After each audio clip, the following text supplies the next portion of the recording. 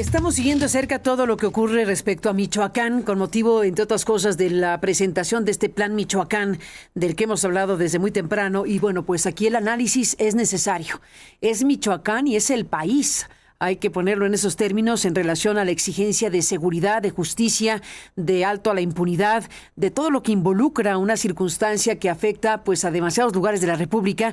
Y bueno, pues el foco puesto en el caso de Michoacán con motivo del asesinato del alcalde de Uruapan, Carlos Manso, como sabemos. Le aprecio mucho a nuestros invitados que estén aquí para conversar y para hablar del punto en el que estamos. Julio Franco es especialista de la región y colaborador de la Mesa Ciudadana de Seguridad y Justicia de Apatzingán. Julio, bienvenido y gracias por estar aquí.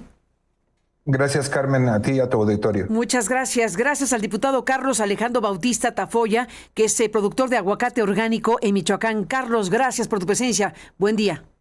Muchas gracias, Carmen. Saludos a tu auditorio con mucho cariño. Muchas gracias por estar aquí, Carlos. Y gracias a José Luis Montenegro, nuestro colega periodista que se ha especializado en temas de seguridad, en temas de delincuencia organizada, que ha compartido con Aristegui Noticias informaciones muy relevantes y su propio análisis. José Luis, gracias por estar aquí y bienvenido. Gracias por la invitación, Carmen. Un saludo al auditorio también. A los tres, muchísimas gracias. Julio, arranco contigo si te parece. ¿En qué punto estamos? Porque tenemos un detonador de movilizaciones muy fuerte como es el asesinato de Carlos Manso y el acumulado, el ya basta de un conjunto de situaciones que involucran asesinatos de otras personas, extorsiones, una industria del crimen. Es Michoacán y son otras partes de la República, pero ¿cómo describir el momento, Julio? Necesariamente debe ser un momento de inflexión, Carmen. Lamentablemente es una película repetida en Michoacán varias veces, desde el 11 de diciembre del 2006, cuando en el operativo conjunto Michoacán inicia lo que históricamente ahora se conoce como la guerra contra el narcotráfico. Tierra Caliente, particularmente Apatzingán y la cercana ciudad de Uruapan han sido espacios de laboratorio de distintas iniciativas y configuraciones de estrategias de seguridad. Lamentablemente nunca han sido integrales, nunca han tenido una visión de Estado a largo plazo, más allá de los plazos electorales. Y el día de hoy, que el asesinato de Carlos Manso simbra a todo el país. Este ocurrió 12 días después del asesinato de nuestro querido Bernardo Bravo, un liderazgo local que extrañamos y resentimos desde su partida, desde que nos lo arrebataron de esa forma. Y debemos señalar el día de hoy que la sociedad civil organizada, las voces que se han organizado a través de programas y propuestas desde hace años, no están siendo convocadas a las consultas que supuestamente anuncian la configuración del plan para Michoacán. Un plan más que no está incorporando la Agenda Nacional de Paz y la Agenda Local de Paz del Diálogo Nacional por la Paz, impulsado por los jesuitas, o al menos no estamos viendo que lo incorpore, así como las propuestas ciudadanas emitidas desde las mesas ciudadanas de seguridad y justicia a los hoy gobernantes cuando todavía eran candidatos, ni tampoco la propia Agenda de Seguridad Humana elaborada en Apatzingán entre el año 2016 y 2018. Todos estos son documentos de los cuales los órdenes de gobierno tienen conocimiento, quienes ejercen el día de hoy el poder, y no estamos viendo en la propuesta de hoy una serie de planteamientos que se han construido de manera colaborativa en años anteriores. Mientras esto falte, no somos optimistas respecto a los resultados que pueda arrojar. Carlos Alejandro Bautista, como productor que eres, de este producto que es fundamental para el país, que es el aguacate orgánico, el aguacate. Carlos, ¿cómo entiende las cosas? ¿Dónde estamos parados en este momento? Mira, actualmente, Carmen, estamos viviendo una política extractivista aquí en Michoacán. Se talan pinos, se siembran aguacates, se cosecha, pero muy pocos empresarios, muy pocos productores reinvierten en la economía local. Entonces, esto ha ocasionado pues, que los grandes empresarios se muevan de Uruapan y que no exista algún modelo de seguridad, de protección. Yo te comento, por ejemplo, en mi predio, pues llevo 8 años con presencia de cárteles que no se ha podido atender. Hay cuestiones, por ejemplo, donde entran los cárteles y se hace el uso de la venta de fruta por medio de la intimidación, o se roba fruta, se falsifican papeleos, se somete a los de la junta local, a los productores, a los empacadores. Entonces, pues yo tengo mucha fe en que este plan pueda funcionar, pero no quisiera que fuera uno de los tantos planes que ha habido a lo largo de los sexenios. Quisiera esperarme a los resultados antes de criticarlo, pero sí es necesario atender, pero es más necesario atender el nivel de corrupción que estamos viviendo en el gobierno. Yo actualmente como diputado local también, pues vivo muchísima corrupción dentro del Congreso, como cosas tan sencillas como la elección de medallas, que ya están programados los ganadores, o cuestiones de recursos que se pierden, falta de consultas a los grupos indígenas, donde se roban el dinero o se hace perdedizo. Te estoy hablando, por ejemplo, de 17 millones que se perdieron para consultas de grupos indígenas, y ahorita estamos en un desacato, una acción de inconstitucionalidad con la Suprema Corte de Justicia en el Congreso del Estado. Entonces, si no se arreglan las cosas desde nosotros, desde el Congreso, desde los legisladores, pues no entiendo cómo puede funcionar un plan para la ciudadanía cuando el sistema está completamente corrompido. Bueno, dices cosas muy importantes también, Carlos Alejandro. Déjame detener un momento más y ahora escuchamos a José Luis Montenegro, pero déjame detener en esta primera parte que dijiste. Michoacán vive un proceso extractivista, es decir, lo que acabas de decir es muy importante. Hemos oído incluso a grupos ambientalistas que están denunciando eso hace muchos años. El aguacate, que es el gran producto, el oro verde, ¿no? Este gran producto, pues ha involucrado también la tala y el monocultivo, digámoslo así, para efectos prácticos, y tiene múltiples implicaciones.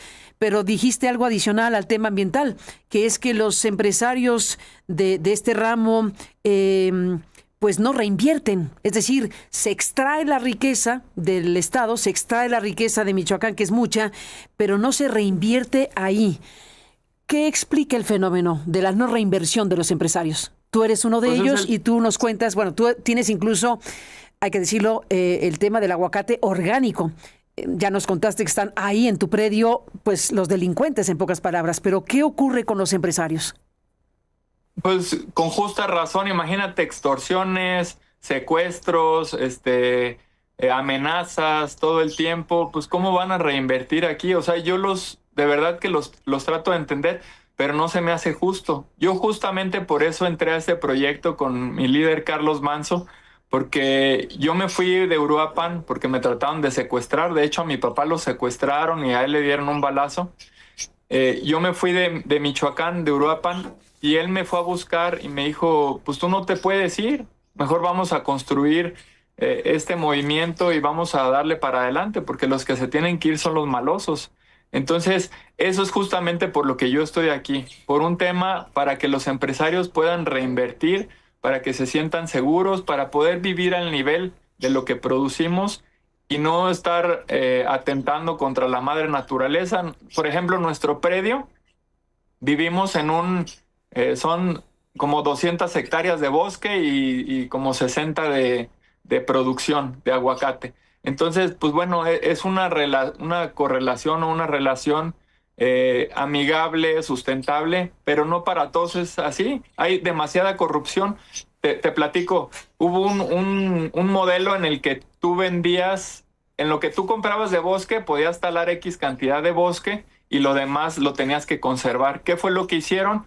Sembraban en esa parte, lo demás lo vendían. El que compraba sembraba la parte proporcional de aguacate y lo que tenía de bosque lo vendía, y el otro que compraba. Y entonces, como que si no existen los lineamientos o no existe esa voluntad del gobierno de atender, de proteger el sistema aguacate. Te comento también porque se comercializaba o se comercializa mucho aguacate tierno, y esto hace que se castiguen los mercados y el mercado nos castiga a nosotros. Entonces luego por eso tanta fluctuación de precios, y pues es por el castigo, pero todo es por la presencia de la corrupción. Entonces sí es necesario que sea una cuestión integral, pero que inviten a los productores de aguacate, a las juntas locales, a los empacadores, a los grupos indígenas, a los estudiantes. Vimos que este tema lo cometió un delincuente, un joven, y menor de edad, justamente,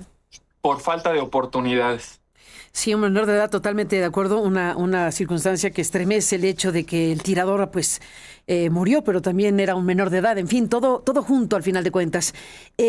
Déjenme hacer un alto. Julio Franco, José Luis Montenegro y Carlos Alejandro Bautista Tafoya.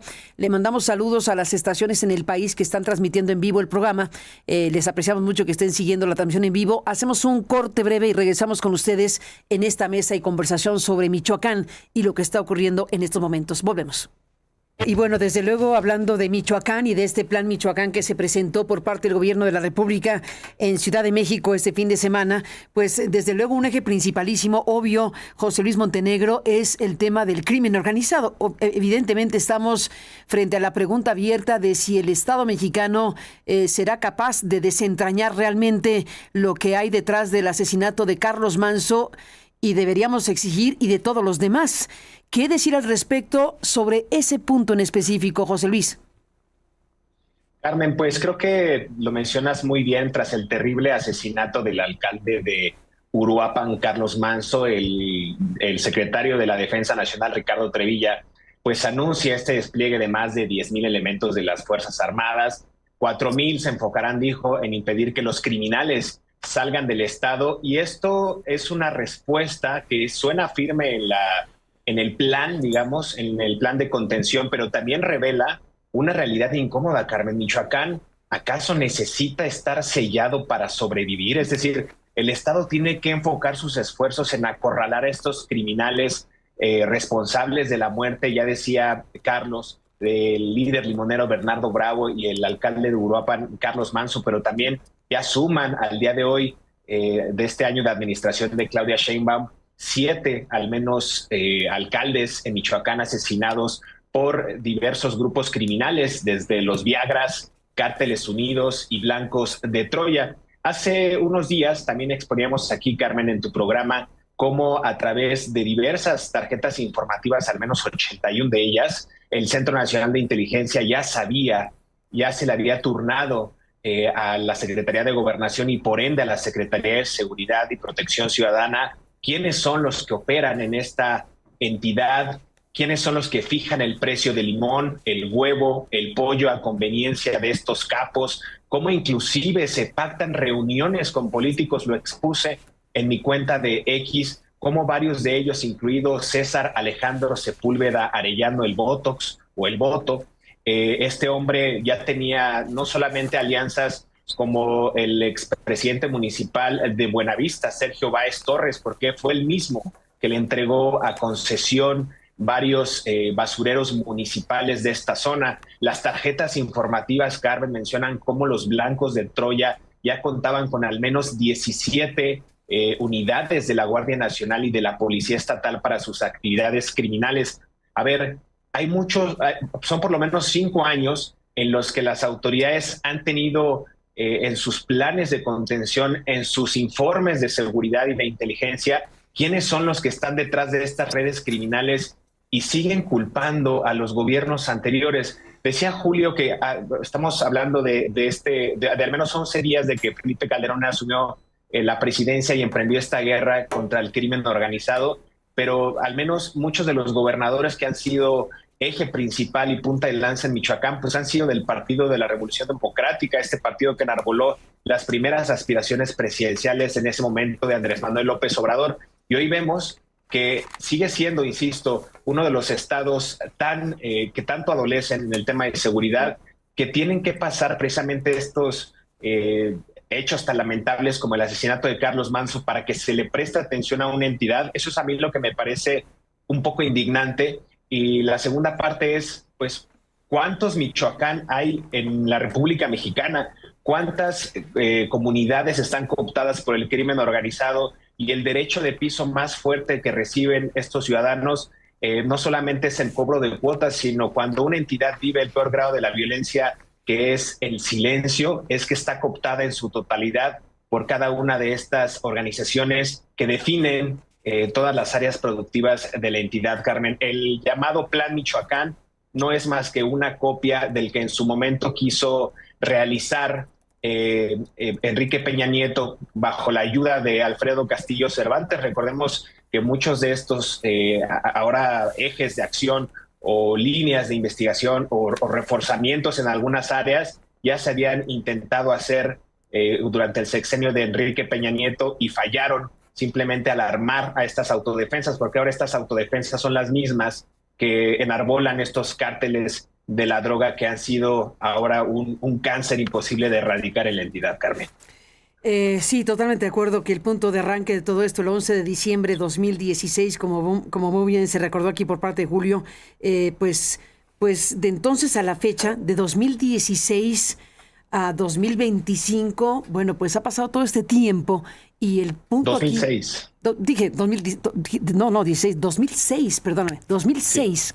De diciembre de 2006 a 2025 ha pasado todo el tiempo que ha pasado y uno se preguntaría por qué por qué no se logra resolver, por qué no logra el Estado mexicano resolver, pongamos el foco en Michoacán y muchos otros lugares, pero en este caso en Michoacán. Estamos hablando de un negocio criminal gigantesco, pues qué horror, digámoslo de esta manera, Julio. Cada limón que se corta, cada aguacate, cada cítrico que se corta, cada cosa que se vende, cada cosa que se hace, lleva una rebanada de ganancia criminal. Y este negocio es gigantesco, ¿cierto? Efectivamente, el 11 de julio de este año, Bernardo Bravo, en el Tianguis Limonero, recibió una comisión bipartita de las Fiscalías Generales del Estado y de la República para implementar en Apatzingán la Estrategia Nacional Antiextorsión. Lamentablemente esta estrategia no ha cumplido las expectativas que generó. Lamentablemente Bernardo hoy nos falta, pero en esa sesión dejamos muy claro que es actualmente la extorsión uno de los principales fuentes de ingreso de los grupos criminales. Y esto es lo que les permite invertir en tecnología de grado militar aplicada a la guerra en territorios de poblaciones que tienen entre 80 y 300 habitantes. De ahí que desde junio del año 2023 Apatzingán sea el epicentro del desplazamiento forzado interno en la región, porque la asimetría del poder de violencia y de destrucción que manejan el día de hoy los grupos delincuenciales a través de explosivos de distintos tipos, sembrados debajo del suelo o lanzados por drones aéreos que también sirven para vigilancia, así como el uso de armamento como Barretts, minigunes y otros de grado militar y la sofisticación de sus vehículos blindados, todo esto en conjunto provoca que el problema sea cada vez más difícil y complicado de afrontar. Y nos preguntamos si con las viejas fórmulas es posible darle solución a un problema que se ha dejado desarrollar de esta manera durante los últimos casi 20 años, como bien lo señalas. Así que el día de hoy consideramos que es indispensable incorporar el trabajo que a nivel de campo realizan muchas organizaciones. No lo digo solamente sobre aquellas en las que yo participo. Hay organizaciones fundamentales que ponen el cuerpo todos los días en distintas regiones de Michoacán, como por ejemplo la organización Desaparecidos de la Costa y Feminicidios de Michoacán, que ha tenido un trabajo de más de una década buscando a personas desaparecidas y denunciando la violencia feminicida en el Estado, y no veo que se encuentren entre las personas u organizaciones convocadas al diseño, implementación y sobre todo evaluación de un proyecto más de seguridad implementado en Michoacán. Es indispensable la instalación de una mesa que desde la ciudadanía permita evaluar la gobernabilidad y la actuación y desempeño de este nuevo plan para poder hacer ajustes a tiempo real según sea necesario. Y les aseguro, esos ajustes van a ser requeridos. ¿Van a ser requeridos? ¿Te imaginas de qué manera? Los canales de comunicación no han sido lo abiertos que han anunciado. Esperamos que estas mesas permanentes de presencia del gobierno federal en Michoacán realmente se cristalicen en oficinas que reciban la opinión ciudadana y la blinden de posibles represalias, que es la principal causa de que no exista participación en temas de seguridad por parte de la ciudadanía en Michoacán. Y como lo he mencionado, los pocos que hacemos nuestro intento, nuestro mejor esfuerzo por incidir positivamente en esto, no estamos siendo contemplados dentro de la estrategia. Por el contrario, nos sentimos expuestos cada vez y en la dura necesidad de bajar nuestro perfil e inclusive limitar nuestras actividades. Nosotros en Apatzingán cada vez es menos frecuente que podamos hacer trabajo en campo, precisamente por esta situación de la presencia de explosivos que te comento. Y con el asesinato de liderazgos sociales tan relevantes, pues es cada vez menos la participación que obtenemos de la ciudadanía para poder actualizar las condiciones de seguridad y valoraciones de riesgo que existen en nuestra región. Pero bueno, antes de escuchar a Carlos Alejandro y a José Luis de nuevo, pero hablas de la sociedad. El viernes pasado tuvimos una muestra de una fuerza social muy relevante en Uruapan. Efectivamente, y no hay que olvidar que esa fuerza se movilizó por un gobierno que llegó sin color partido ni sello político específico, es decir, es una expresión más de cómo ha sido la sociedad movilizada, ocupando los espacios que legalmente pueden ocupar, organizándose en esos espacios de alto riesgo, pero que reconocen sin participación no van a poder cambiar. Es esto lo que ha provocado y forzado la respuesta federal, pero lamentablemente no hay un reconocimiento de la función de la sociedad civil, repito, no en mi persona o en los grupos en los que participo. Hay un ecosistema de organizaciones de la sociedad civil que llevan décadas trabajando en Michoacán, planteando posturas. Por ejemplo, uno de los analistas con los que conversé el fin de semana me explicó que de haberse implementado el sistema de policía de proximidad y justicia cívica en Michoacán, que también es un saldo pendiente en todo el país, posiblemente quien asesinara a Carlos Manso no habría sido este menor de edad, pues pasó 3 veces antes por Barandilla. Y fueron 3 oportunidades en las que el Estado pudo haber dado atención al caso en particular de este menor, hoy cooptado y también muerto por la cooptación y el reclutamiento forzado de grupos criminales. Este es uno de los renglones que han quedado pendientes por parte del Estado mexicano en sus 3 órdenes de gobierno y que pudieron haber prevenido. Se me dirá, pues habrían contratado a otro, sí, pero no habrían tenido una baraja tan amplia de personas expuestas a contratar para este delito. Gracias, Julio. Carlos Alejandro Bautista Tafoya, te hemos escuchado como a José Luis y a Julio con mucha atención de lo que están diciendo aquí. Tú narraste hace un momento lo que ocurrió contigo, tu decisión de quedarte a petición de Carlos Manso. Ya lo explicaste tú mismo has hablado de tu propia circunstancia, de cómo hubo un intento de secuestro, cómo tu propio padre pues recibió un balazo. Entiendo que está aquí tu padre, no falleció, pero que vivió esta experiencia directamente a raíz precisamente de la situación que les ha tocado vivir. ¿Cómo encontrar la manera de denunciar, de señalar a quienes han extorsionado? Decía la presidenta municipal, quien ha tomado la estafeta con mucho valor, Grecia Quirós, hay que reconocer que frente a su tragedia personal y enorme pérdida de la vida de su esposo, ella ha tomado la estafeta y con mucha fuerza ha emitido un mensaje y ha dicho: no fui con Sheinbaum a doblar las manos, no voy a actuar de manera indebida, en pocas palabras, y ha dicho cosas como: vengan por ellos, saben en dónde están. Ese mensaje retumba fuertemente, Carlos Alejandro. Sí, mira, ¿qué es lo que pasa aquí? Que tú denuncias o tú denunciabas y al poco tiempo ya te estaban hablando los malosos para preguntarte por qué lo estabas denunciando. A mí me pasó en una ocasión que llegué a un operativo interinstitucional y los de la fiscalía dijeron: ya deberían de chingarse a este presidente. No se dieron cuenta que yo estaba ahí. ¿Cómo? Pero sí es un nivel de corrupción impresionante. ¿Oíste de verdad esa frase? Que hay más de 100 denuncias en contra del exedil anterior de Nacho Campos que no se les ha dado ningún seguimiento.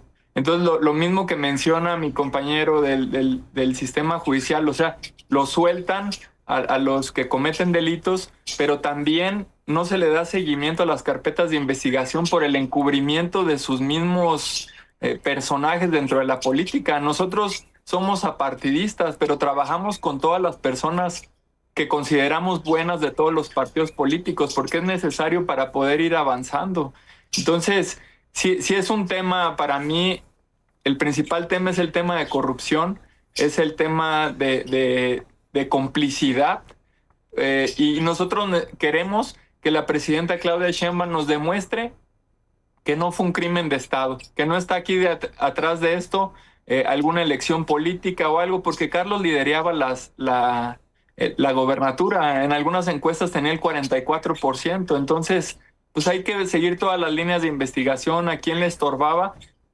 Nosotros, como Movimiento Ciudadano, Movimiento Ciudadano, pues sí, Movimiento Ciudadano, pero no refiriéndome al partido político, Sí. que también invito a los partidos políticos a no tomar reja política, pero nosotros como un movimiento social, como el Movimiento del Sombrero o Movimiento Independiente, pues buscamos trabajar por los jóvenes para que no caigan en las manos de los delincuentes. O sea, nosotros buscamos que los hijos de los delincuentes no agarren ese modelo a seguir buscando ese reconocimiento social. Estamos trabajando en la base social, pero como te lo comentaba, hay muchísima corrupción. A mí en el Congreso presido la Comisión de Educación y no me dejan hacer las cosas. O sea, todo está dicho, todo va a ser por aquí, va a ser por acá.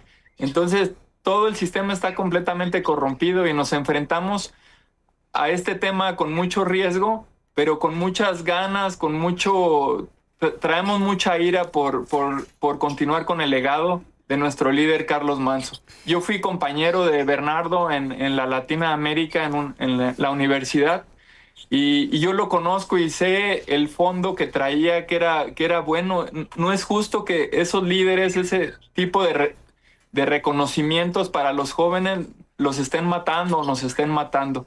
Necesitamos trabajar, porque esos son los ejemplos, como el de nuestro líder Carlos Manso, son los ejemplos a seguir. Carlos Alejandro Bautista Tafoya, déjame detener un poco más con lo que nos dices. Regresamos ahora con Julio Franco y con Carlos y con José Luis Montenegro, pero déjame retomar algo de lo que acabas de decir, muy de pasada, pero me parece gravísimo. Tú estás planteando que debe esclarecerse, por supuesto, el asunto y despejarse que se trató de un crimen de Estado. Mencionaste que te tocó ver o participar de alguna manera de un operativo interinstitucional, y que en este operativo quien dijo esta frase que te pido retomes de nuevo para darle dimensión a lo que estás planteando, desde la propia instancia gubernamental alguien dijo ya tendrían que deshacerse de este presidente, refiriéndose a Carlos Manso. ¿Puedes explicar bien esta historia? Sí, pues yo iba llegando, fue un operativo interinstitucional aquí en Home Depot, se llama, ahí usualmente se juntaban, entonces me invitaron y yo llegué y no se dieron cuenta que yo había llegado. Entonces estaban platicando los de la fiscalía, ya deberían de chingarse a este cabrón, al presidente, pues. Y yo me quedé así, dije, no puede ser posible que estas personas estén aquí y estén saliendo esas palabras de estas personas.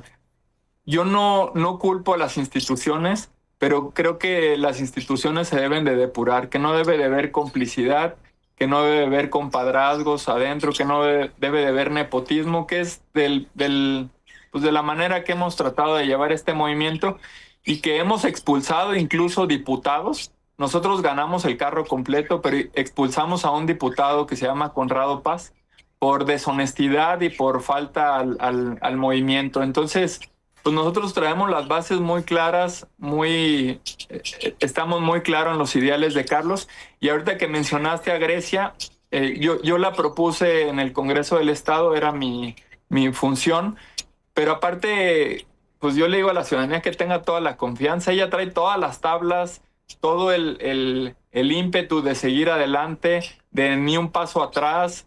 Y ella conoce absolutamente toda la estructura y es la mejor persona para representar a Carlos Manso dentro de este movimiento. Déjame insistir en esto que nos estás contando, Carlos, en esta escena que te tocó vivir y esta expresión que escuchaste.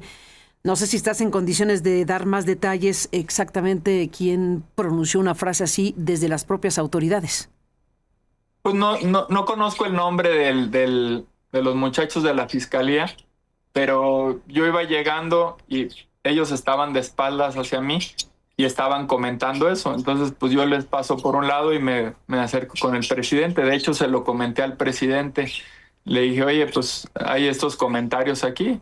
Pues me dice, sí, pues es que todo el sistema está podrido. Ahorita ya tenemos un nuevo fiscal, al fiscal Carlos Torres Piña, pero le he insistido mucho, le hemos insistido mucho que se le dé seguimiento al tema de las más de 100 investigaciones en contra del exedil, porque también, al igual que si se hubiera atendido a este joven y no hubiera salido de la cárcel, no hubiera cometido este acto, al igual, si se hubieran atendido las más de 100 denuncias, posiblemente tampoco estaría pasando esto. Entonces, son muchos frentes los que hay que atender, pero pues yo estoy...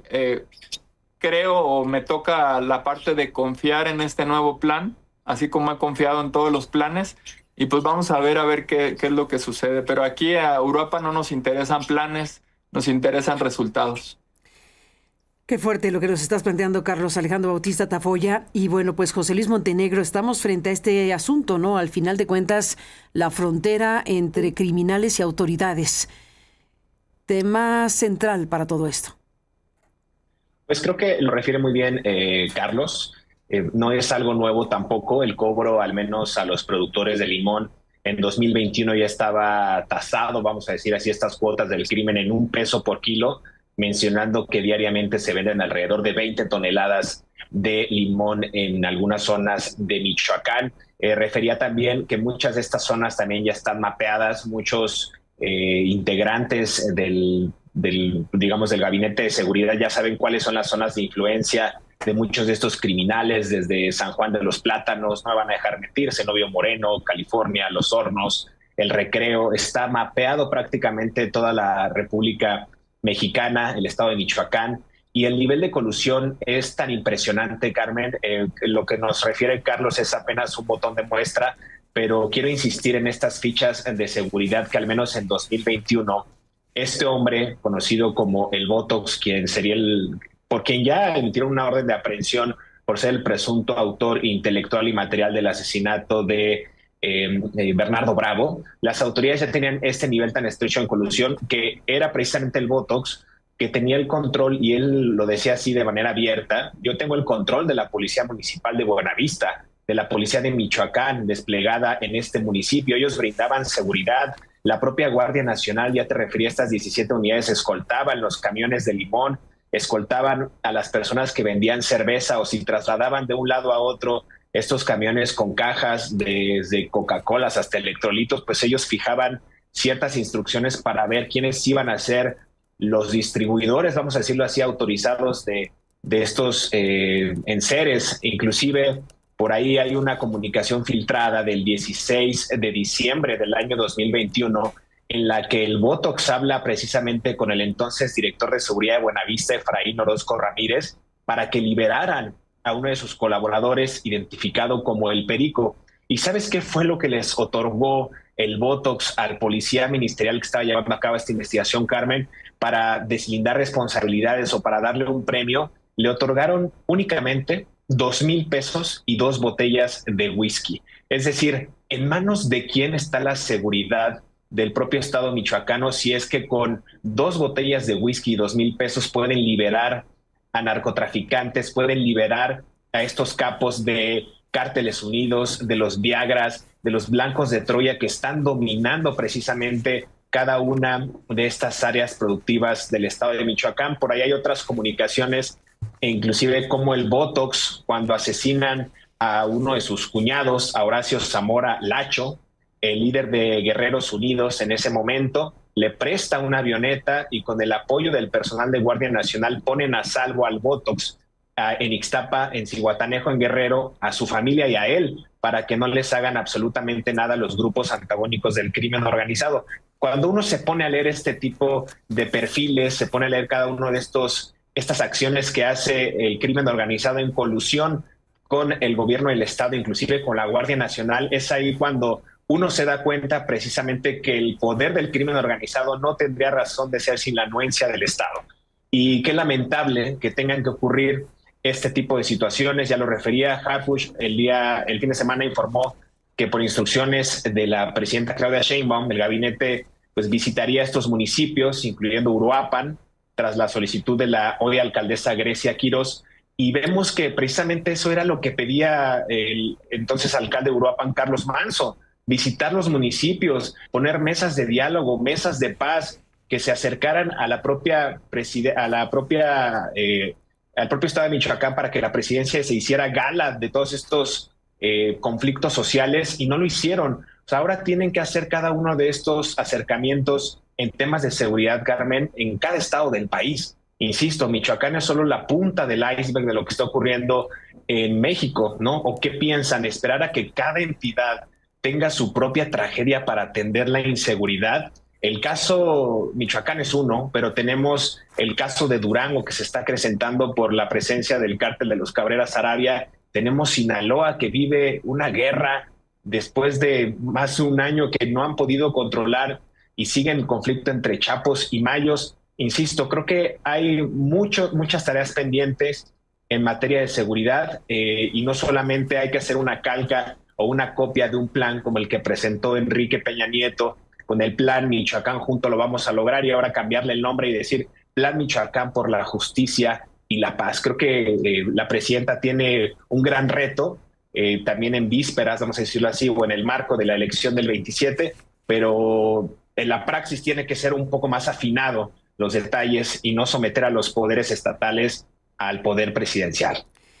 Pues ahí están todos estos puntos que les aprecio mucho a los tres nos expongan esta mañana, y seguiremos en contacto para cerrar. Cada uno les pido una última idea para cerrar esta mesa, que les aprecio mucho hayamos podido tener, y démosle seguimiento a todo esto. Estamos hablando de un punto de inflexión. Yo coincido en que esto debe ser un punto de inflexión.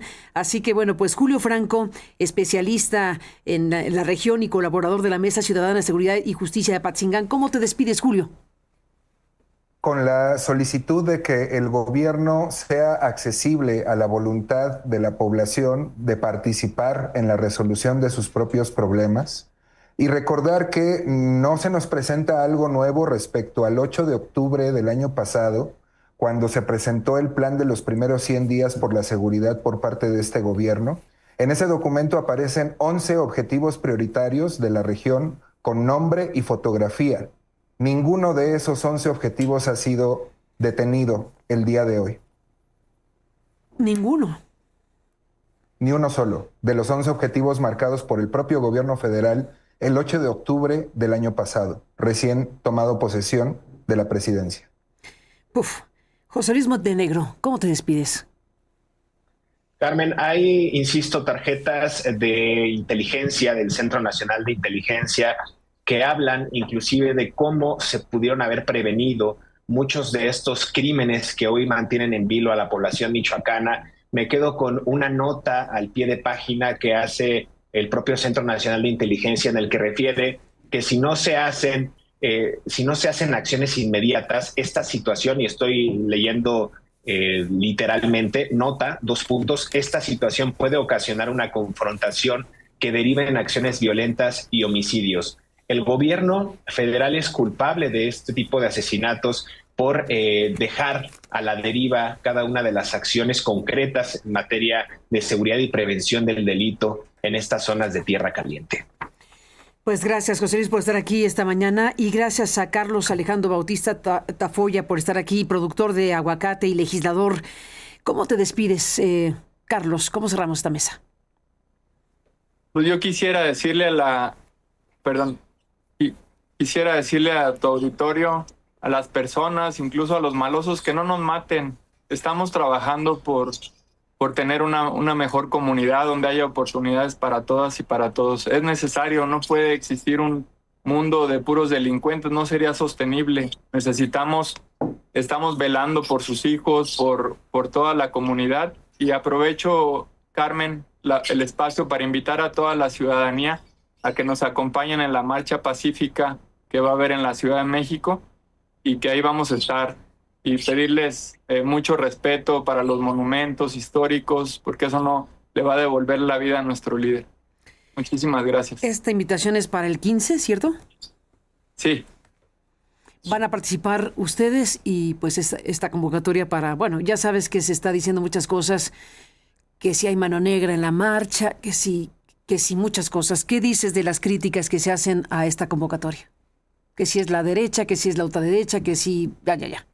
¿Tú qué me dices? Pues, habrá quienes lo utilicen para beneficiar a su partido político y otros, pues, no sé, nosotros estamos enfocados nada más en una marcha pacífica y les pedimos el respeto por la memoria de nuestro líder, que así nos conduzcamos todos de manera respetuosa y que no tomen raja política, no es una cuestión partidista, es un movimiento social, es el movimiento de la sombreriza y que se lleven su sombrero. Que se lleven su sombrero. Bueno, aunque resulte un poco obvia la pregunta, pero la hago. ¿Cuál es el mensaje principal que esta marcha emitirá? Pues es lo mismo, exigir justicia, exigir paz, no nada más paz. Mira, ahorita yo tengo 14 elementos de la Guardia Nacional que me asignaron y ya llevo 2 días saliéndome, como legislador, saliéndome a las calles para que la gente sienta esa seguridad. No los puedo tener aquí conmigo a los elementos, pero es necesaria la participación de todas y de todos. Y esta marcha pues es por buscar la paz y la justicia, no nada más de Uruapan, no nada más de Michoacán, sino de todo México. Pues a los tres muchísimas gracias por estar aquí. Carlos Alejandro Bautista Tafolla, gracias por estar aquí y seguimos hablando. Buen día. Buen día. Gracias, José Luis Montenegro. Gracias, José Luis. Un abrazo, Carmen. Gracias por la invitación. Un abrazo para ti. Julio Franco, gracias por estar aquí. Saludos a Patzingán y a Michoacán. Gracias por la cobertura. A los tres, gracias. Buenos días y, por supuesto, seguiremos con el tema. Volvemos.